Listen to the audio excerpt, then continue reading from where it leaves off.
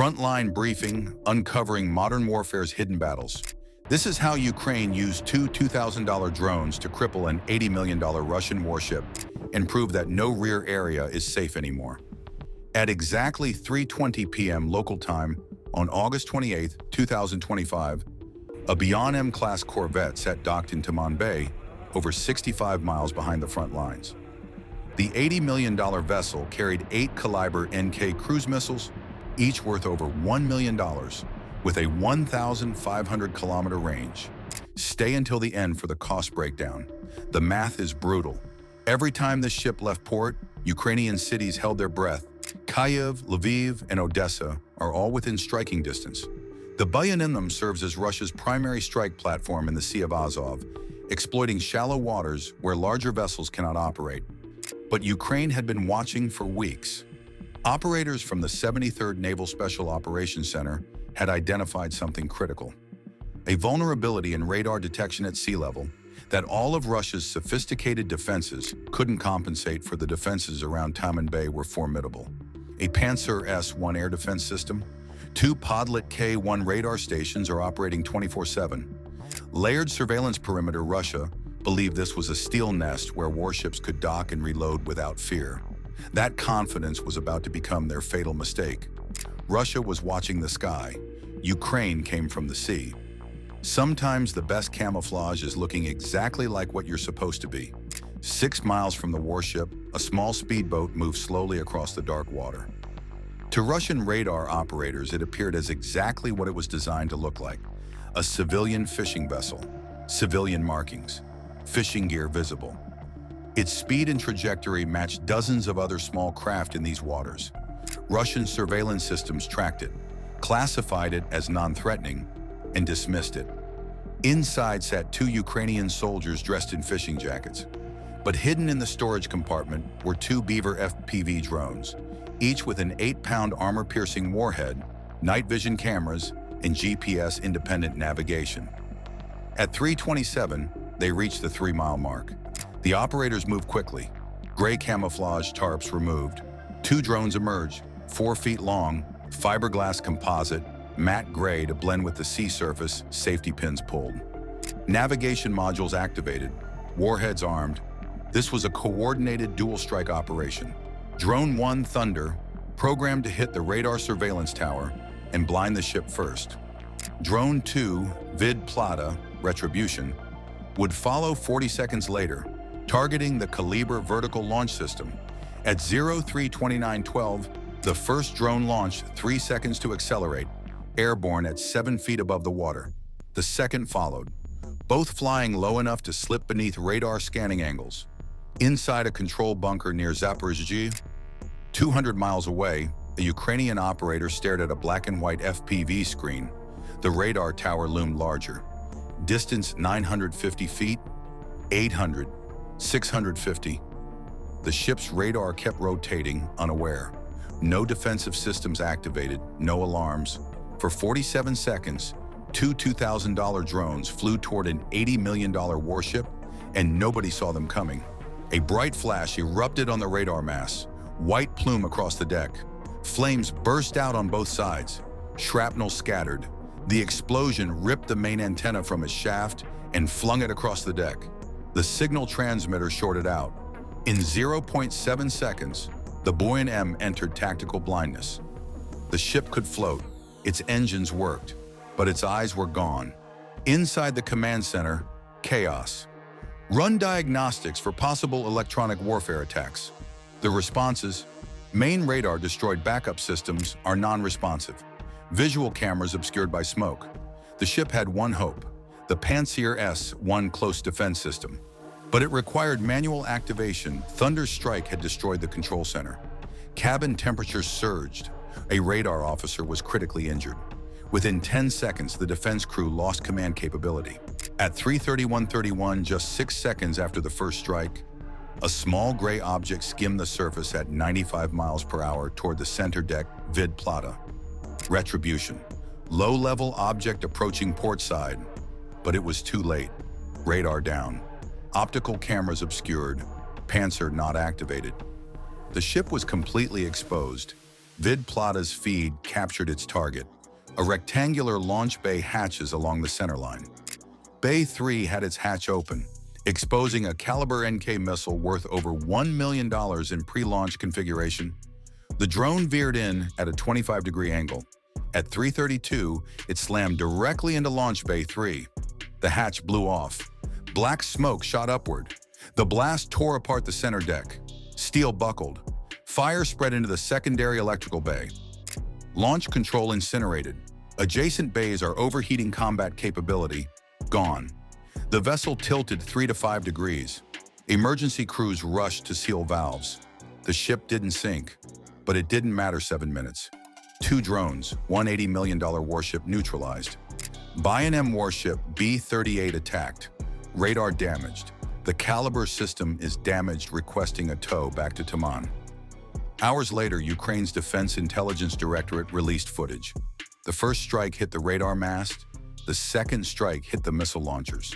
Ship listing. No air defense response observed. Naval News Kiev Post and the Kyiv Independent confirmed authenticity. The damage assessment forced return to Sevastopol for repairs estimated at weeks to months.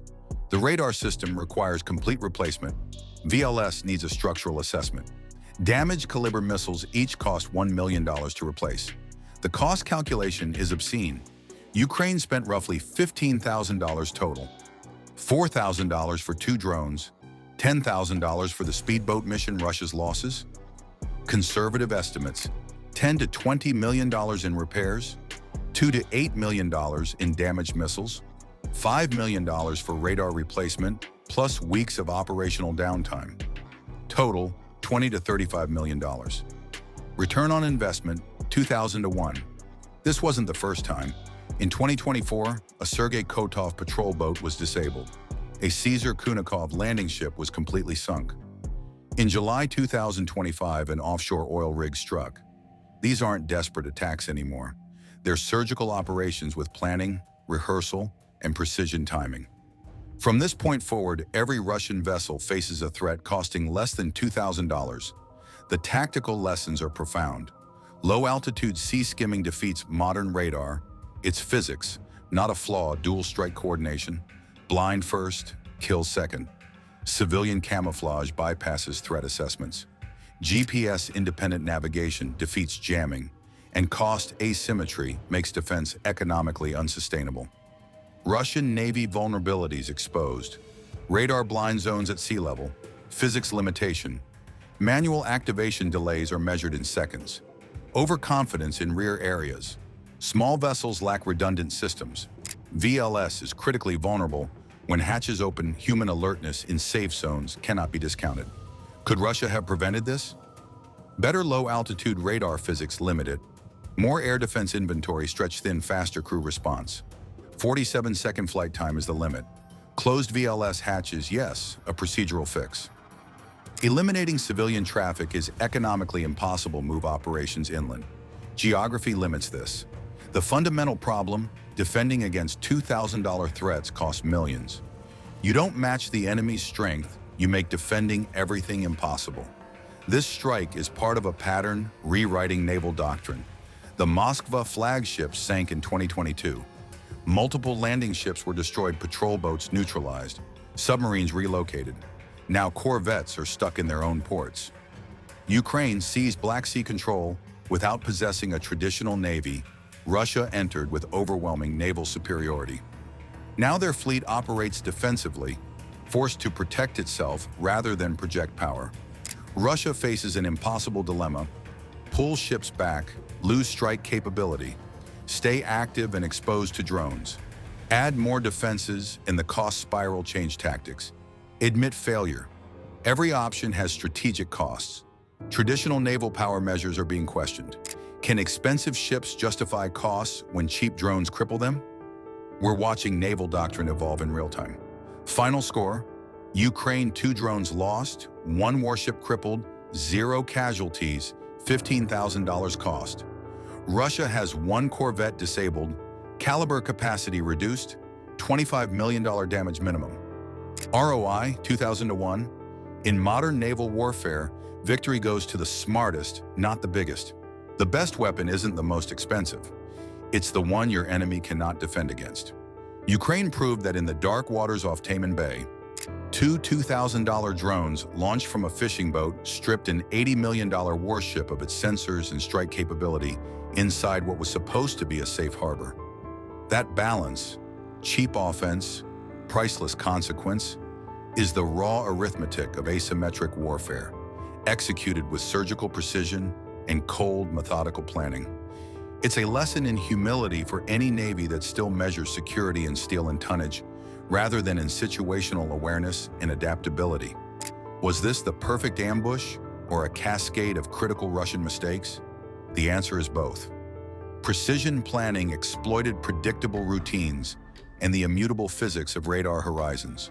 But it only worked because defensive procedures, automatic responses, and redundancy failed at the moments that mattered. Could any Navy be completely immune? Practically no. You can harden, diversify sensors, and automate responses, and those steps raise the cost to attackers. But you cannot remove the geometry of the sea or the human factor in seconds of surprise. The real defense is layered, a mix of technology, doctrine, training, and policy that forces attackers to pay enough to make operations unsustainable. So what comes next? If deterrence is the goal, smarter targeting holds the key. Strike the sensors that give Navies sight, the comms that give them coordination, and the logistic hubs that give them endurance. Target redundancy and mobility, not just missiles and hulls. Every destroyed radar, every disabled relay, chips away at an adversary's ability to react, creating windows for follow-on strikes and raising the operational cost of maintaining forward fleets. But this is a double-edged sword. Escalation dynamics, civilian risk in crowded littorals, and legal lines must be considered by any actor that chooses this route. Drop your analysis below. Was this a watershed moment that changes naval strategy forever, or another episode in an evolving contest of counters and countermeasures? Which assets would you prioritize if you were writing the next playbook? Sensors, logistics, electronic warfare, or something else? If you believe in fighting smart rather than spending more, hit like, subscribe, and join the conversation. In the drone age, an $80 million warship is only as safe as the systems that can see, decide, and act in the seconds that matter. Russia is learning that the hard way, and every Navy watching this unfold should take notes. Bye for now.